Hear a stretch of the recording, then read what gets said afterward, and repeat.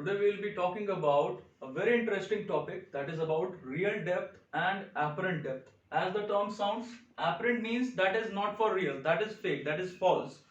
So basically, in this topic, we'll cover two cases, that when an object is placed in a denser medium and is being viewed from a rarer medium. And the second case is about when the object is placed in the rarer medium and is being viewed from the denser medium. So the first case is case 1, when the object is placed in the denser medium and is viewed from or is seen from rarer medium.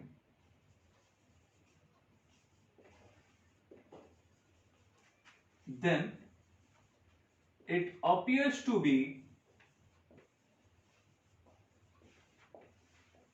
at a depth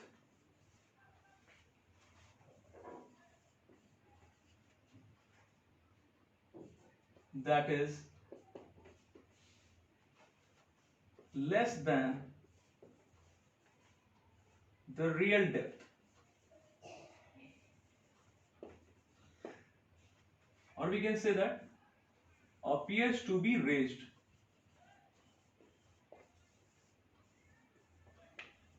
The object, it appears to be raised. So it's very simple.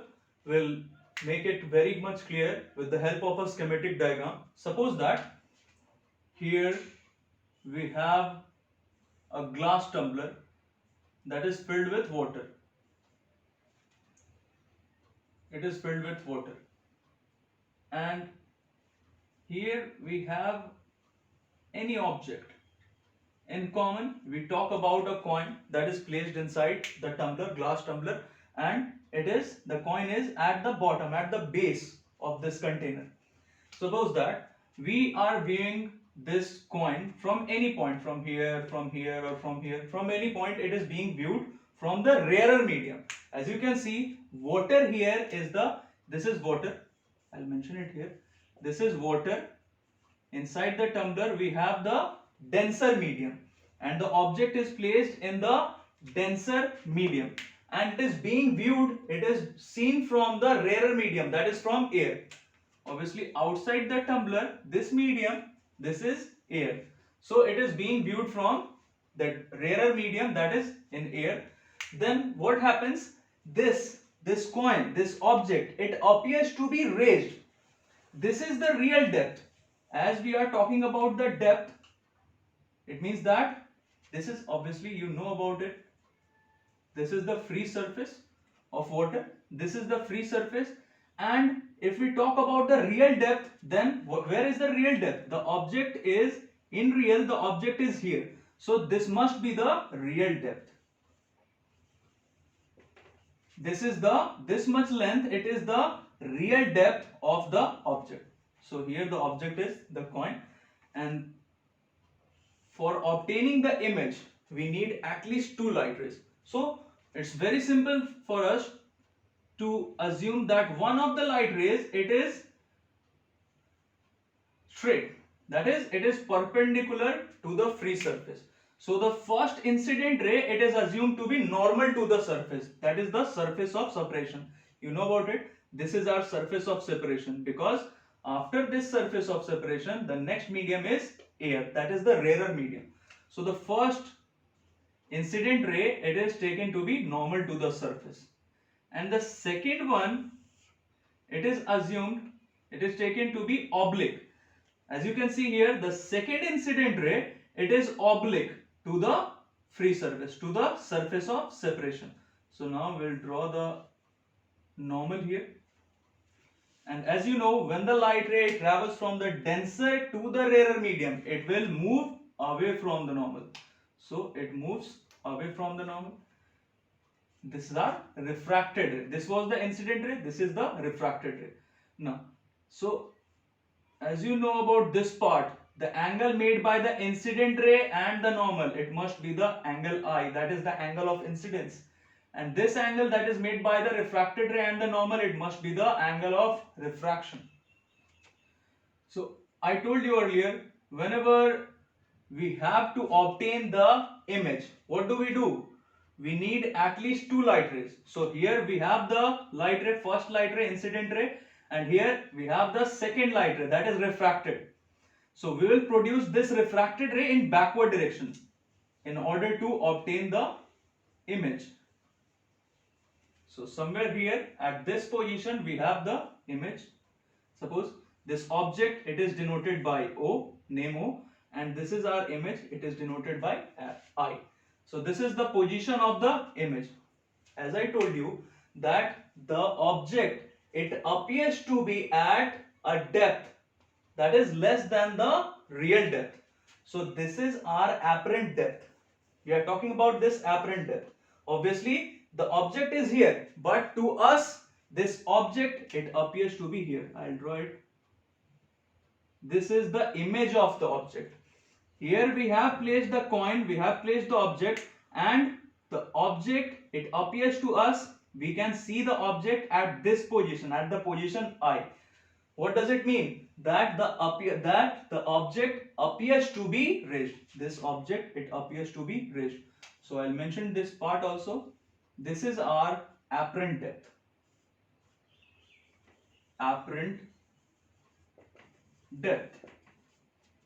So basically in this topic we'll be talking about real depth and the apparent depth. That is the first depth at which the object appears to us. It appears to be raised. Now as you can see here, if this angle is R, we'll name the positions. Suppose that this is A, this point it is B, this point is C. And as we can see here, this is the normal. So let us name it as N. This is the normal. So this position it is N, and suppose it is N dash. Now we know all the parts which will be used in the next derivation of the relation between real depth and the apparent depth. If this angle is R, as you can see here, this is normal and the incident ray is also normal. So both the lines, these are parallel. The line AO or the line N dash, they are parallel. And this is a straight line, that is the transversal, because the refracted ray is produced in backward direction. So this is a straight line. So it acts as the transversal to these two parallel lines. So this angle and this angle. Now I'll rub this coin so that there is no confusion. What can we see here? This angle and this angle, they will be equal in magnitude. That is angle NBC, that is R, and this angle AIB, they are corresponding angles. I'll write it over here. Angle NBC equals to angle AIB equals to R. They are equal in magnitude. How? I'll mention the reason here. Corresponding angles. This is simple mathematics. Now we get to know about the next angle. This is our angle OB and dash, that is angle I.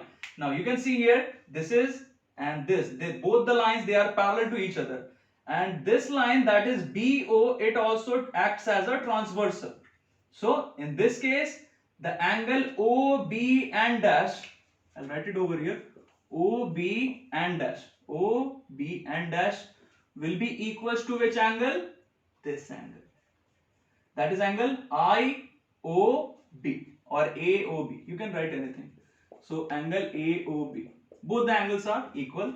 That is, have the same magnitude, angle I. And it is, the reason for it, they are alternate angles.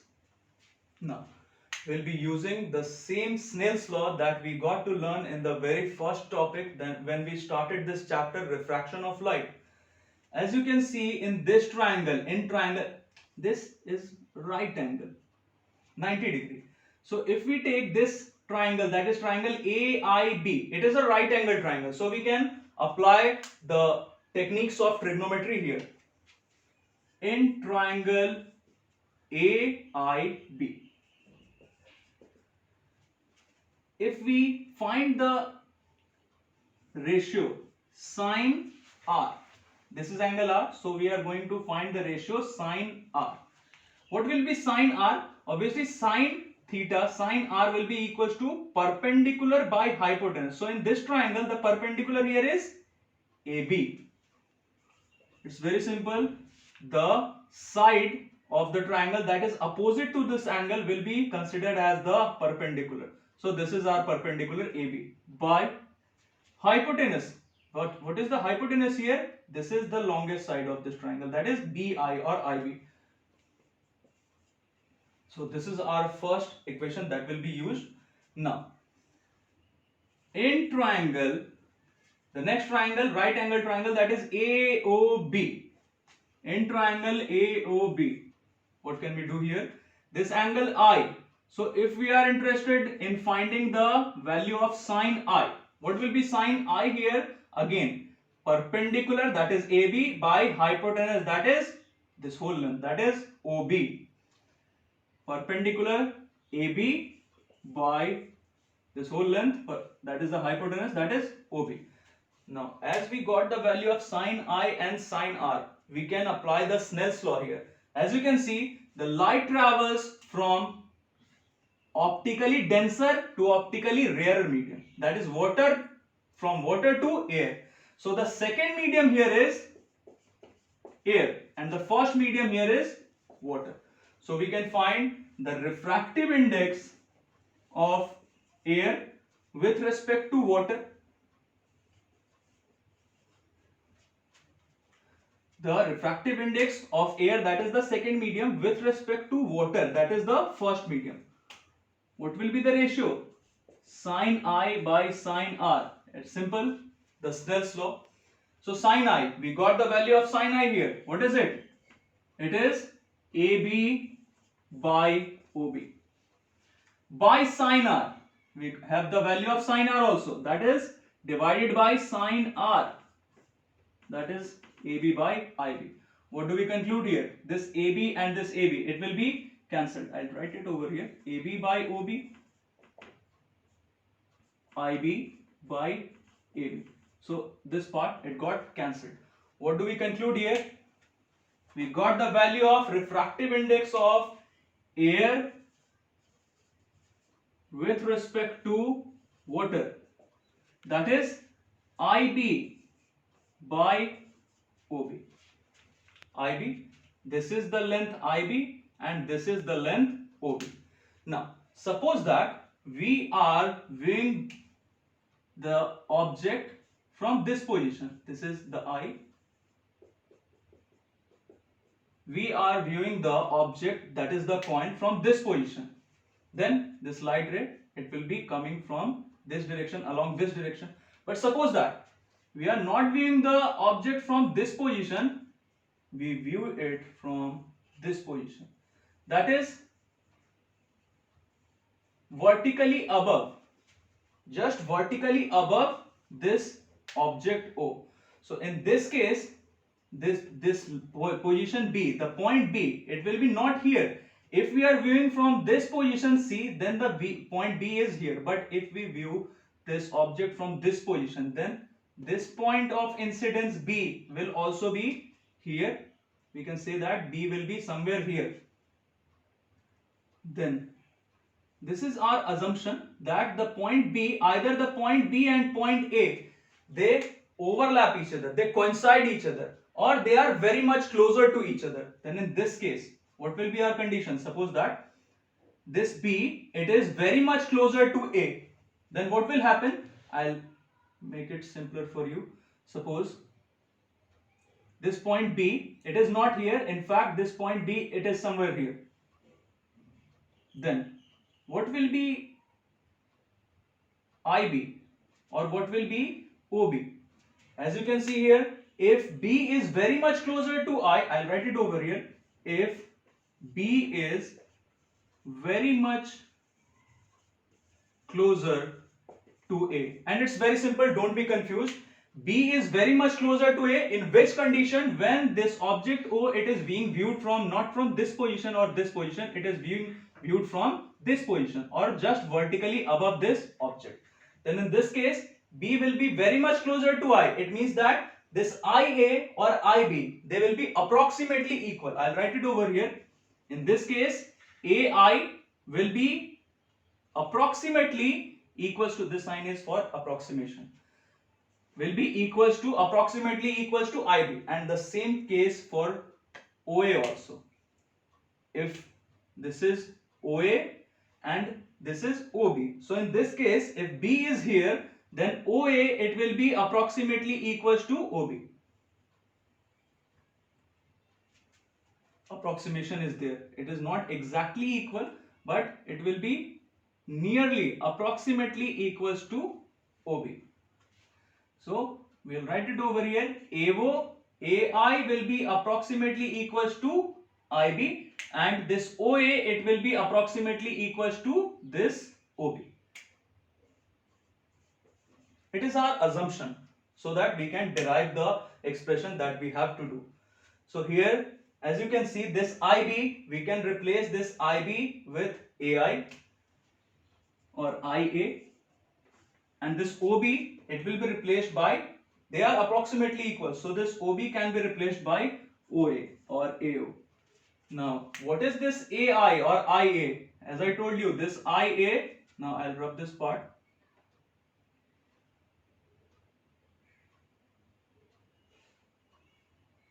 This was our assumption to derive, to do the derivation. Now as you can see, this IA, what is it? It is the apparent depth. And this OA, what is it? What is the OA here? It is the real depth. So we have already done the derivation. I'll rub this part. So what can we write over here? Refractive index of air with respect to water. In general, if the medium is water or glass or any denser medium, suppose now we are generalizing the equation. Now we are not talking about water or glass or any medium. The medium can be anything. So if we write here refractive index of air with respect to any medium, water, glass, anything, what can we write here? This IA. What is this IA? What is this IA here? This IA, it is the apparent depth.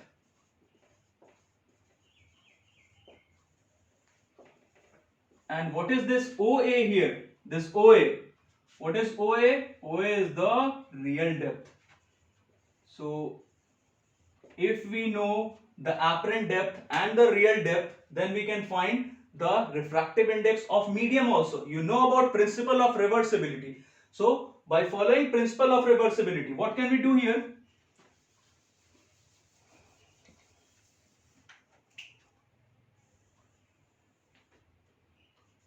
By applying principle of reversibility, we got refraction, the refractive index of air with respect to the medium. Then what will we do if we want to find the refractive index of the medium with respect to air? That is, we are talking about the absolute refractive index of this medium.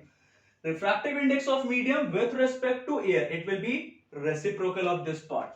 That is 1 by refractive index of air with respect to the given medium. And we already have the value of this thing, this part, that is refractive index of air with respect to the medium, that is apparent depth by real depth. What do we conclude here? Refractive index of medium. Now I won't write here that is with respect to air, because you know about that part. If nothing is mentioned here, it means that the first medium here is air. So what do we conclude here? 1 by refractive index of air with respect to medium. So the reciprocal of this part, it will be real depth by apparent depth. And if you are interested in finding the apparent depth of the object, that is AI, what do? Apparent depth, it will be equals to, make it the subject, shift it on the left hand side, it will come here. So real depth by refractive index of the given medium. The given medium can be anything, glass, water, anything. So this was the part that we have to derive. It will be useful to you in doing the numerical, in solving the numericals, or if you are asked to derive this expression, you can do it too. It's very simple. I think with the help of this part, you got to know about the concept of real depth and the apparent depth. Now we'll talk about one more topic, one more term that is related to this topic only, that is about shift. As the term sounds, shift means this is the real depth, that is the position of the object is here, but this object, it appears to be at this position, that is at I. It means that we are talking about the apparent depth. Then by how much length the object, it appears to be raised, it appears to be raised by this much length, by this much distance, that is IO. So this IO, it is the shift here. And if we are interested in finding the IO, the shift here, what can we do? We can subtract the apparent depth from the real depth. It's very simple. To get the magnitude of IO, the value of IO, what will we do? We will subtract this part, that is IA, from AO, that is the real depth. So we'll do the same thing here. Real depth minus apparent depth. So real depth, I'll write it as RD. You don't use the abbreviations, you write the full name, that is real depth. Real depth minus apparent depth. We have already found the value of apparent depth here. What is it? It is the real depth by refractive index of the given medium. The given medium, it can be anything.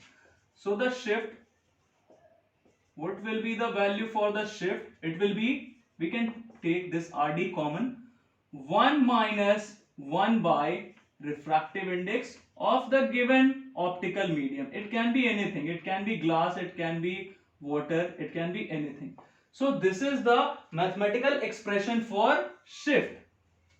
Now we'll be talking about the factors that can affect this shift, that if we want that the shift should be larger or the shift should be smaller, then what can be the factors that will affect the magnitude of this shift? There are three. We'll discuss about it.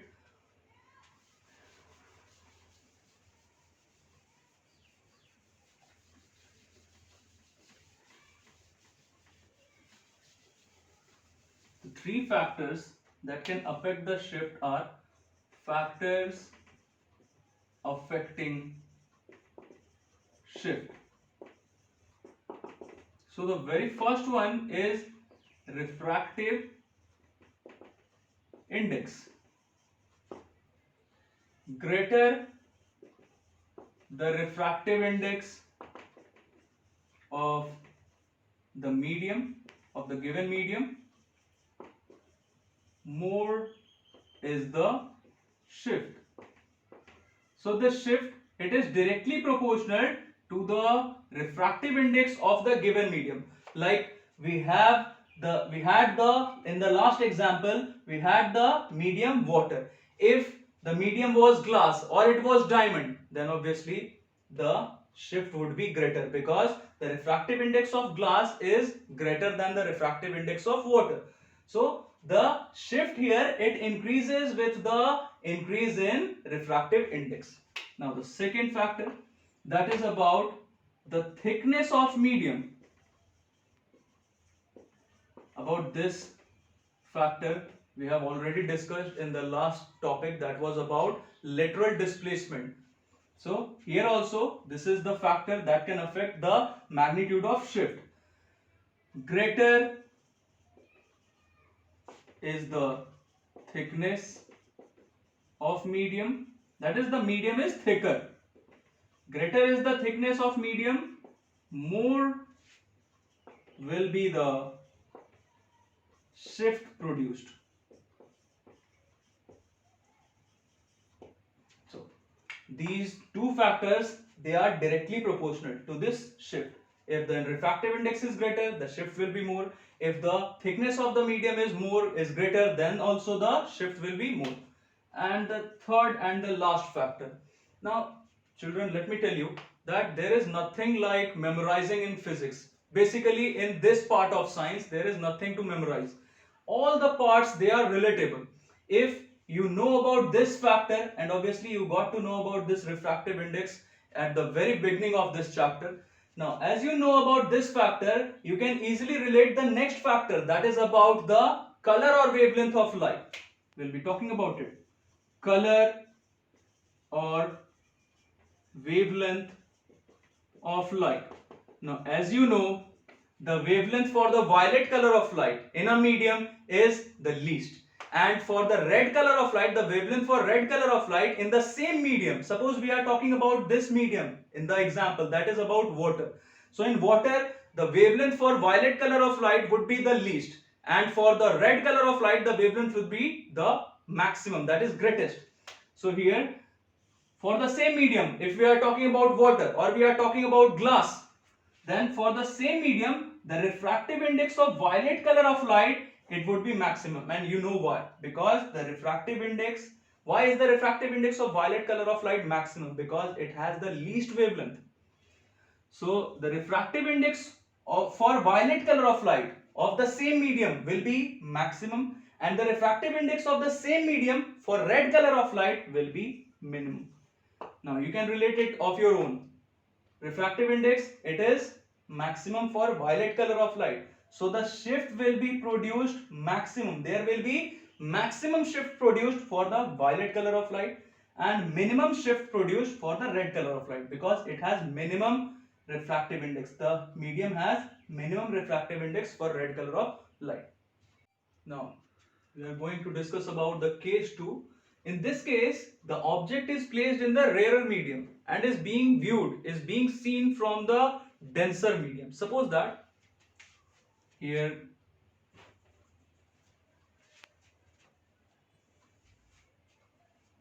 there is some aquatic animal. Suppose there is a fish over here.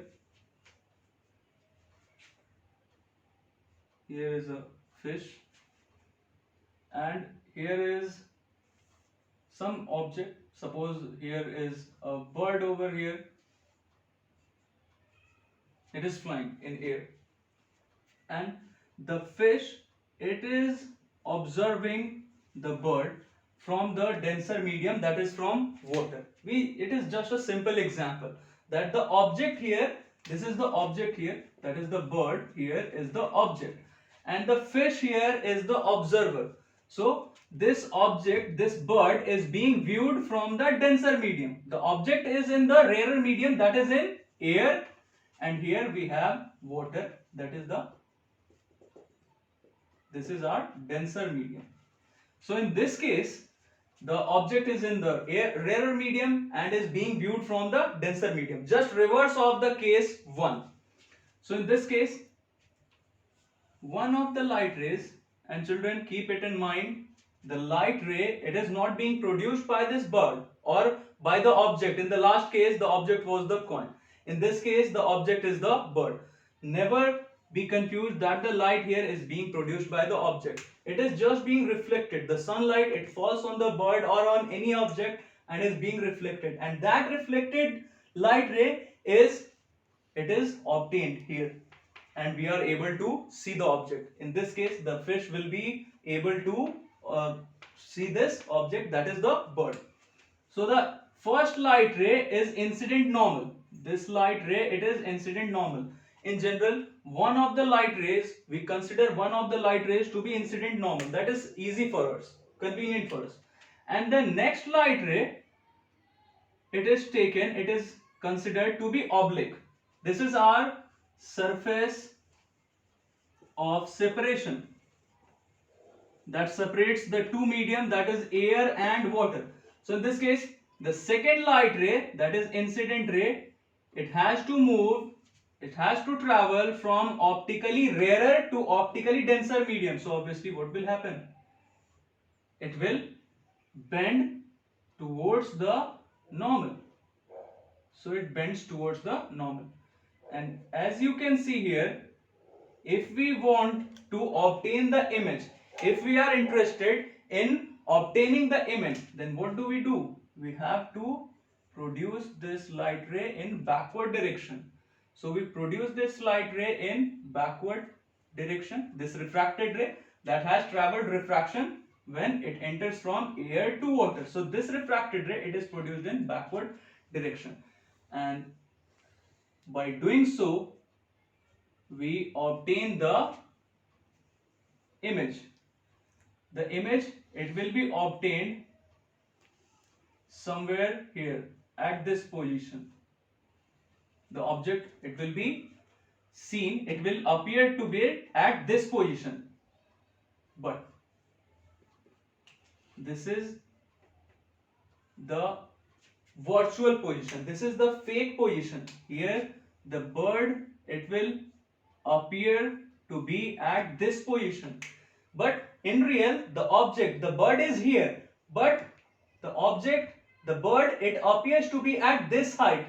To this fish, the bird appears to be at this height. Now as I told you, if the object is placed in the rarer medium, that is in air for an example, and is being viewed from the denser medium, that is from water, it appears to be at, I'll write it here, it appears to be at a greater height, at a height greater than, at a height or at a distance you can say. So it appears to be at a height greater than its real height or its real distance.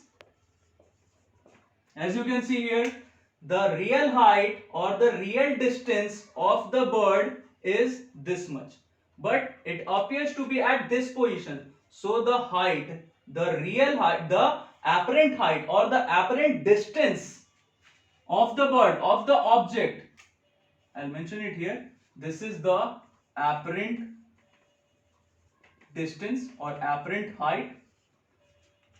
Here we are moving in upward direction, that is why I am using the term height here, but in the last case we were moving in the downward direction below the free surface, so we were using the term depth.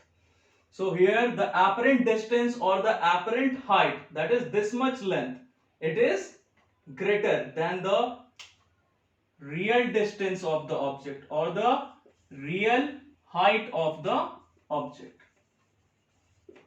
So I think this part, it would be very much clear to you.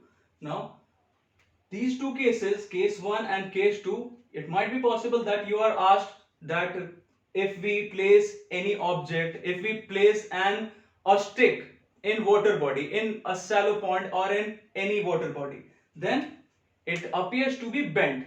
Why so? You will explain it. It's very much simple. You will firstly state that this is due to the refraction of light, and you know why so. Now in this topic only, you will be asked about certain reasonings, such as you will be asked that why the pond, it appears to be shallow, or why is a stick that is placed inside water, it appears to be bent. All of these phenomena, all of these processes, they are the result of refraction of light only. So if you are asked such reasonings to give the reason that why does it happen, then the first line that you will state is that this happens due to refraction of light. Such as here we have a stick and it is placed, a part of it, it is a part of the stick, it is outside water, and a part of it, it is inside water. Now you can do it of your own. Very simple part. One of the light rays from this end, it will be considered, it will be taken as normal to the free surface of separation. So this is our incident ray, that is normal to the surface of separation, and the second one, it will be taken obliquely. So as a result, it has to travel from water that is denser to air that is rarer medium. Then you know what will happen. This light ray, it will bend away from the normal. This is our normal. So the light ray, when it travels from denser to rarer medium, it will move away from the normal. So this refracted ray, when this refracted ray, it is produced in backward direction, then we obtain the image somewhere here. This is the image of this end. So this